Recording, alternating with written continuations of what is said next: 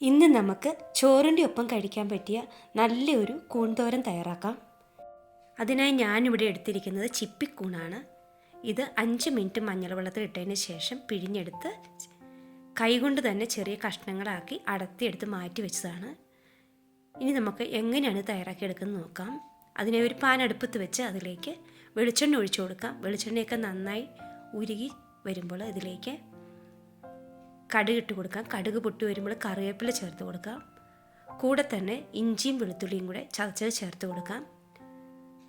പിന്നെ ഇതിലേക്ക് ചേർത്ത് കൊടുക്കുന്നത് ഒരു സവോളയാണ് കേട്ടോ. ഇത് ചെറുതായിട്ട് അരിഞ്ഞെടുക്കണം. ആവശ്യത്തിന് ഉപ്പും കൂടി ചേർത്ത് കൊടുത്ത് നന്നായി തന്നെ ഒന്ന് വഴറ്റിയെടുക്കാം. നന്നായി വഴന്നു വന്ന സവോളയിലേക്ക് 1.5 ടീസ്പൂൺ മല്ലിപ്പൊടി, 1 ടീസ്പൂൺ മുളക് പൊടി, 1/4 ടീസ്പൂൺ മഞ്ഞൾപ്പൊടി, 1/4 ടീസ്പൂൺ ഗരം മസാലപ്പൊടി ഇത്രയും ചേർത്ത് കൊടുത്ത് പൊടികളുടെ എല്ലാം പച്ചമണം മാറുന്നവരൊന്ന് വഴറ്റിയെടുക്കാം. പൊടികളൊക്കെ നന്നായി വഴന്നു വന്നു കഴിയുമ്പോൾ അതിലേക്ക് നമ്മൾ നേരത്തെ എടുത്ത് മാറ്റി വെച്ചിരുന്ന കൂൺ ഇതിലേക്ക് ഇട്ട് കൊടുക്കാം. ഇനി ഇവയെല്ലാം കൂടി നന്നായി തന്നെ ഒന്ന് ഇളക്കി യോജിപ്പിക്കാം.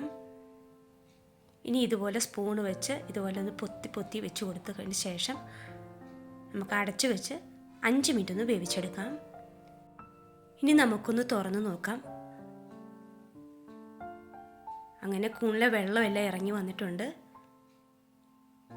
കൂണ് വെന്തും കിട്ടിയിട്ടുണ്ട്. അല്പം ഉപ്പിൻ്റെ കുറവുണ്ട്.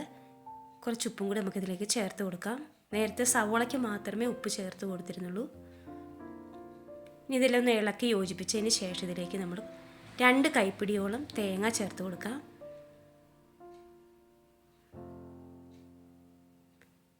തേങ്ങയും കൂടി ഇളക്കി ഒന്ന് യോജിപ്പിച്ചെടുക്കാം.